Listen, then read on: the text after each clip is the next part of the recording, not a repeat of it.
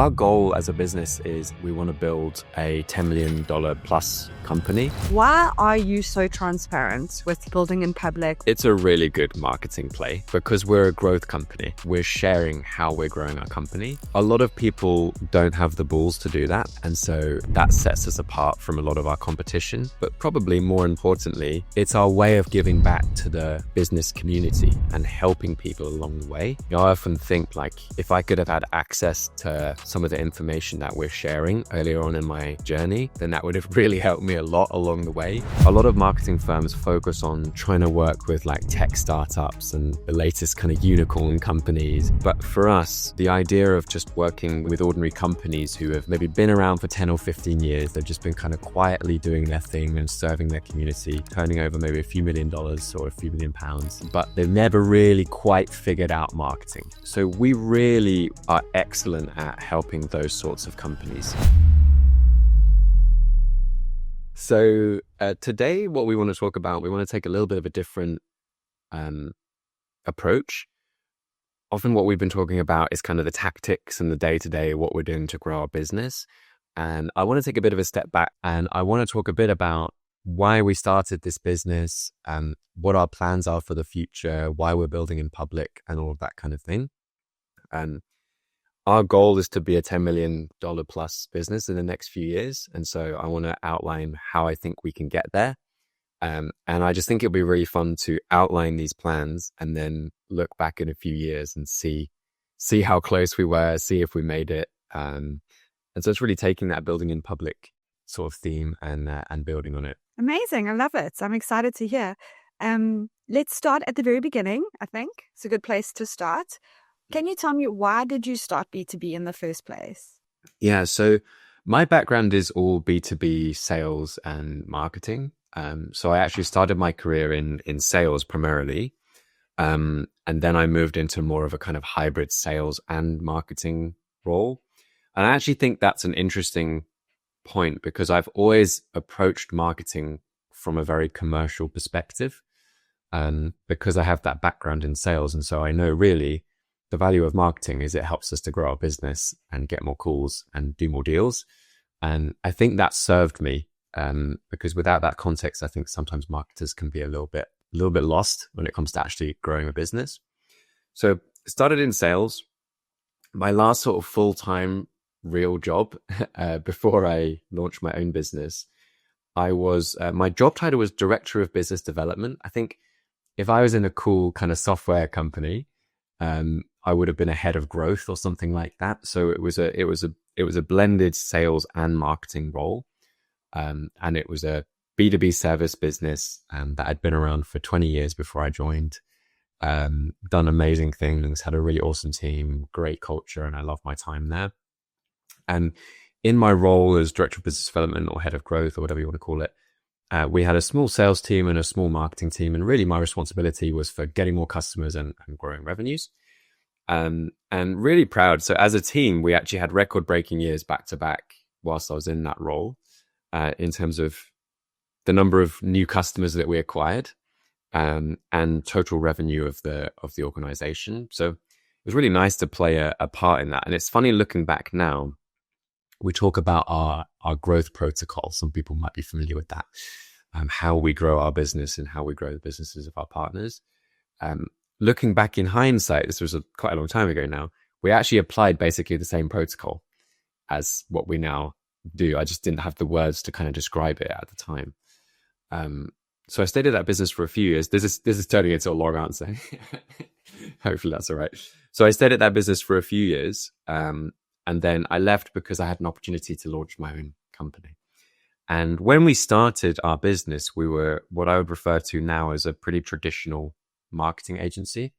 So we picked one service. At the time, it was SEO. We felt there was an opportunity within SEO for B2B companies. And we just got really, really good at delivering SEO projects for B2B companies. And we grew very quickly. Actually, we took on a full-time team of like 8 or 9 people in the first year. Took on a lot of new work. And that was great to be a part of that. I think the reason we've now sort of not pivoted is the wrong word, like evolved into what we now call a growth partner, is that we realized that often companies were coming to us and they were asking for marketing. So they were asking us for SEO when what they really wanted was growth. They wanted to grow their business. And I now know from experience that marketing is a piece of growth, but it's certainly not the whole picture when it comes to growth. And there's a lot more to it. There's, the business strategy around your positioning and your product and your pricing. There's your sales process and so on and so forth. And so I kind of identified that we could have a really great result from a marketing perspective. We could get someone to page one of Google and get them loads of inbound traffic, but it didn't always lead to them growing their business. And ultimately, that's why we started. And so we've gone on this evolution from what we call traditional marketing agency. And now we are a growth partner, which means we take a much more holistic approach to growth. And we work with companies, mostly B2B service companies, to help them scale up, grow with inbound revenue and kind of achieve their goals. So yeah, that's kind of the long version of the story of how we got here, I guess. I think something you said there, I just wanted to come back and touch on, and it's something that you do so well. When you said kind of you're wearing two hats, is that you speak from business perspective, but you also speak from marketing perspective, and you're able to act as like a translator. I think we've said this in a few episodes before, like you can speak business outcomes, but then you can also speak with the marketing department. And that's such an important role and often a very missing piece of the puzzle within B2B organizations. I completely agree. And whenever we're hiring for marketing roles, we look for that commerciality. Because if I'm going to hire a growth marketer, yes, they need to be technically good at running ads and, performance tracking and data analysis. But the most important thing is they need to be able to understand what makes a business grow. And you can teach that, but sometimes it's almost like an instinctive thing if someone has it or they don't have it. So yeah, I completely agree. I think it's a really important part of any sort of marketing or growth activity. And then just if you could elaborate a little bit on something you mentioned, you were saying people came to you, they wanted SEO because that's what you were offering, SEO, but actually what they wanted was growth. What do you mean by that? Let's say you're a business that's doing a couple of million in turnover. You found product market fit, you're good at what you do, and you're looking to get to the next level. And if you're not experienced in marketing and growth, then probably what you're going to say to yourself is, I just need to go and get some marketing, and that's going to help me grow my business. And so if you feel like, for example, SEO is going to be a good way to get customers, then you're going to find an SEO company, and you're going to say to them, help me with SEO. Help me with SEO because I want to grow my business. Whereas actually what you need to ask someone is, how do I grow my business? And it might be with SEO, but there might be lots more to it than just SEO. And so, I don't know, I'll try and use a dodgy analogy here, but if you're a personal trainer, it's as if, marketing on its own is like the diet piece. So it does help you to lose weight and get into the shape that you want to be in, but you actually need a good sleep schedule, and you need a good diet, and you need an exercise regime, and all these other aspects. And so effectively, if you're getting SEO on its own, it's only going to work if you've got all of the other pieces of the puzzle in place. And so, for example, we were finding that we can get businesses to page one of Google because we know how to do that really well. And then if their website is not really resonating with their audience, and it's not really driving the right sorts of leads, then you've got yourself a problem. Or, for example, maybe they are getting lots of leads, but they have no idea how to close leads. They have no idea how to run a good sales process, or track their data or anything like that. And so fundamentally, we just realized that people need more help if they really want to grow. And so that's why we kind of set out, and transparently, we want to be the best growth company in the world, for B2B, established B2B service businesses. And that's very much the goal. And in order to do that, you have to solve more problems than just marketing. Exactly. And you have to solve these problems in conjunction with the other problems. So often in marketing, we see everybody working in silos. We do SEO, we do social, we do email marketing, and it really needs to be holistic. Everybody doing their own thing in separate silos doesn't lead to long-term growth. That is so true. Yeah, we see that a lot, especially with the larger organizations where it's harder to join everything up. But you absolutely need that thread through everything that you're doing. Okay. And then the next question I have for you is, who do you find that who can you help basically? Like what organizations that you have a track record? Obviously you've worked with, I think it's like a crazy number now. It's like more than 300 B2B companies that you've worked with. Who typically do you see benefits the most from what you have to offer? Yeah. So for me, it's usually, we're called B2B. So we focus on B2B companies. I think what we're really uniquely great at is B2B, typically services companies, sometimes software, but usually sometimes there's a software element, but usually there's service involved, where it's consultative and it's about thought leadership and it's about getting people to come to you, and it's maybe lower volume, but it's higher quality. So we really are excellent at helping those sorts of companies. And mostly they found product market fit. They have some sort of track record and case studies, and they're looking to get to the next level. We lovingly call these ordinary businesses, and we don't mean that in a disparaging way at all. It just, what we mean by that is a lot of marketing firms focus on trying to work with like tech startups and, the latest kind of unicorn companies, and that's great. But for us, the idea of just working with companies who have maybe been around for 10 or 15 years, they've just been kind of quietly doing their thing and serving their community.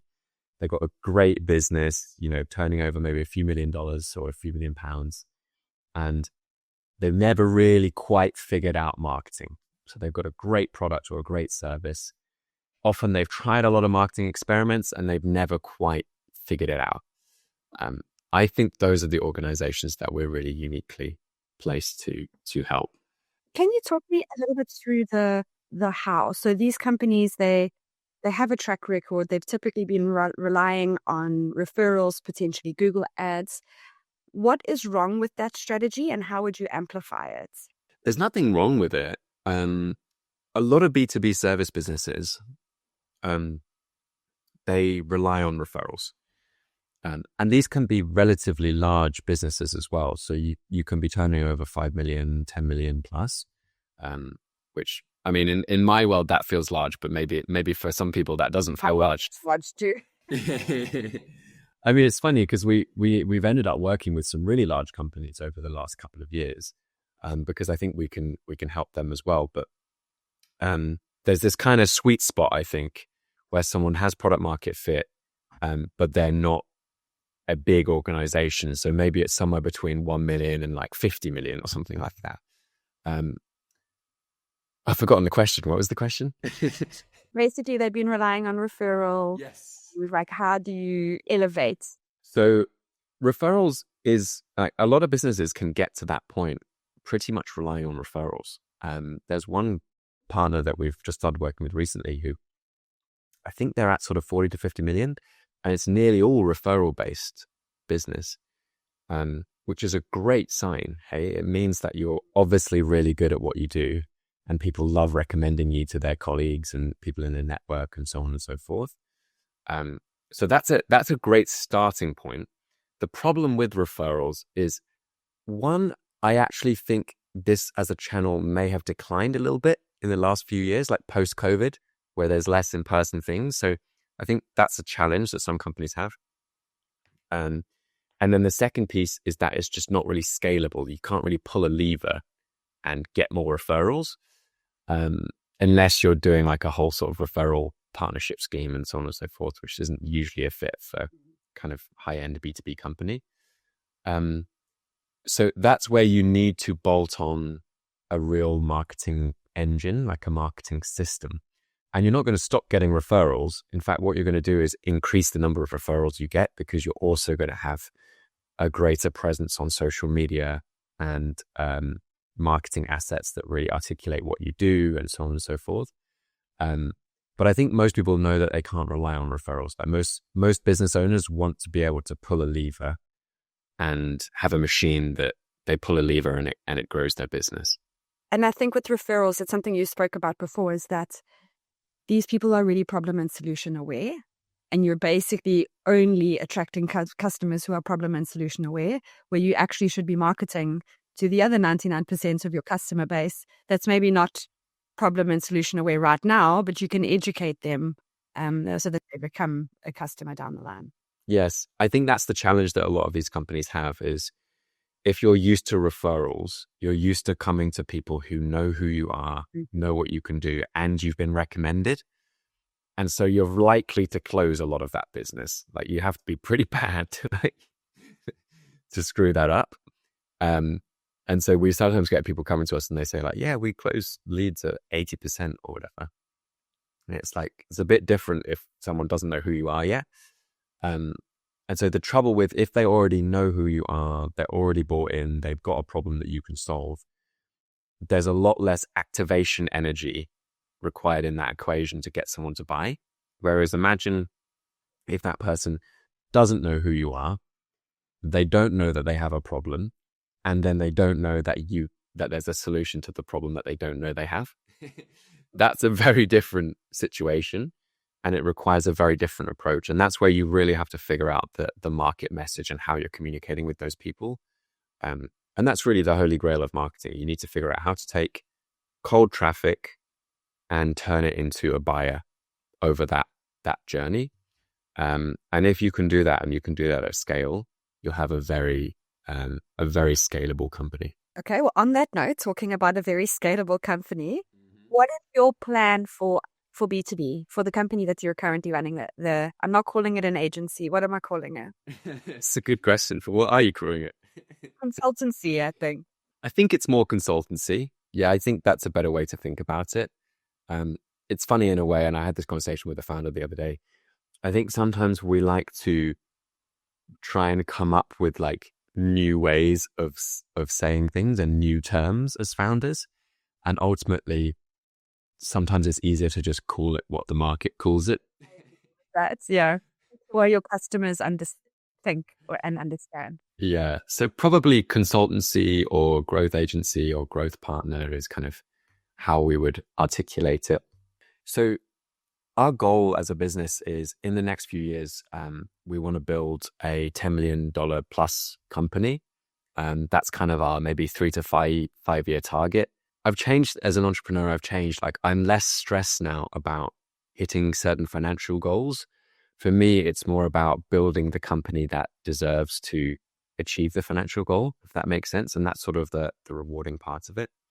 So our goal in terms of getting there from where we are today is we really just want to become, like I said, world-class at helping these companies that I talked about grow. And I think we're some of the way there, but we're maybe not there yet. Like we can always get better and better and better at that. And then the long term of this company and how I see us growing longer term is to basically have 3 main arms to the business. And I'm sharing this now because I think it will be interesting to look back in a few years and see if we've actually done this or not. But the 3 arms to the business will basically be one, which is the growth consultancy or the growth partner business, which is our primary focus today. So that's working with businesses, helping them scale, either on a kind of consulting basis where we're showing them what to do and guiding them through the process of doing it themselves, or on a partnership basis where we're doing it for them and we're taking a percentage of the upside. So that's the sort of partnership and consulting arm of the business. And then the 2 other arms are, one, a sort of media and creative department or a media company. Now, the reason for that is that I just believe that content and media is huge. And I think that as time goes, we'll want to build that side of our business so that we build our brand. And it just kind of, it helps with everything that you're doing. And I think that will be a separate revenue stream in and of itself, the kind of media side of the company. And then the third piece is for launching new businesses and investing in existing businesses and buying existing businesses. So call that venture studio, call that private equity, like whatever you want to call that. I think that is the natural direction of travel for us as an organization. At the moment, we're helping businesses grow in exchange for consulting fees and often for performance fees. I just think it's natural that in the future, we would help a business grow and we would take equity in that company and we would invest in that company. So I just think that's really naturally the sort of direction of travel. I think there's a sequential order to get there. So we're not looking to jump ahead too quickly. The first thing is just to become an absolutely incredible growth agency or growth consultancy or growth partner. And then the other steps will come from there. But I think those three arms can create a really powerful organization because we know how to grow businesses. We have a big platform from the media side. And we know how to invest and scale in organizations. So that's the plan. I love something you said just now as you're sharing this now, and we hopefully in like 3 to 5, 10 years, we can look back and kind of like see what we planned and how well we've kind of hit those targets. Why are you so transparent with like building in public? Why do you share so much of behind the scenes? Good question. So there's two sides to it. The first one is the selfish one. And then the second one is the unselfish one. So just to be honest, it's a really good marketing play because we're a growth company. And so we're sharing how we're growing our company. A lot of people don't have the balls to do that. And so I think that sets us apart from a lot of our competition. And I think that's a really good marketing strategy, just to be perfectly honest. So that's the selfish one. And then the unselfish one is it's our way of kind of giving back to the, business community and helping people along the way. I often think like if I could have had access to some of the information that we're sharing earlier on in my journey, then that would have really helped me a lot along the way. And I just want to be transparent about sharing the highs and lows of the journey as well. And so it's a really good marketing strategy, but probably more importantly, we feel it's part of our mission to share a lot of this stuff and share the best practices and kind of, we're here to have an impact. And that's beyond the companies that we're just working with one-on-one. So I think we can have a huge impact at scale through sharing the sort of free information and content along the way. And then the third piece is probably, it's going to be, like we said, it's going to be interesting to look back and kind of have documented this journey and have that sort of publicly available. So those are probably the three reasons. And I think we're seeing a lot of traction behind the idea. People seem to love what we're doing. And like I said, we don't have a huge audience, but we're building this nice following of kind of like a tribe who seem to be following along for the journey. And that's really exciting for me. Yeah, me too. How you say this tribe that's following along the journey, how can people get involved? How can they speak to you? How can they kind of be part of this B2B community that we're building? Yeah, great question. Love that. So, I mean, if you're watching this and you run a B2B company that wants to grow, then you should go to our website and book a call with us because we might be able to help you grow your business. If you just want to follow along for the journey, that's great. We love having you. Please subscribe to the YouTube channel. Please add comments and questions because we really want to hear from you. Like, what do you want to see? What do you want us to talk about and so on? So please get active in the comment section. Or you can subscribe to get these podcasts via email if you go to our website and subscribe to Build in Public updates. Also, if you are in growth marketing or in sales or in actually any department across an organization and you love our vision and you want to join us and you want to work with us, then you can reach out to me directly. So I currently read all of my emails. So you can email me at david@b2b and, start a conversation and who knows, maybe we'll work together one day. We're looking for the best of the best, basically. So if you feel like you're the best of the best, then please feel free to reach out. Okay, I'm going to send you a calendar invite for 2035 so that we can recap on this episode and see if we've managed to achieve everything that we've set up to. I love that. Do you think that we'll actually be like using calendars at that time, or just AI will just be running our life? Yeah, probably AI will be running a lot. Apple Hour. Seems like a long time, isn't it? 10 years. A lot can change. Gosh, I mean, if you look at how much has changed just over the last 2 to 3 years with the introduction of AI, gosh, can you imagine the next 10? I don't know if it's exciting or scary, honestly. A bit of both. I think we all feel the same way.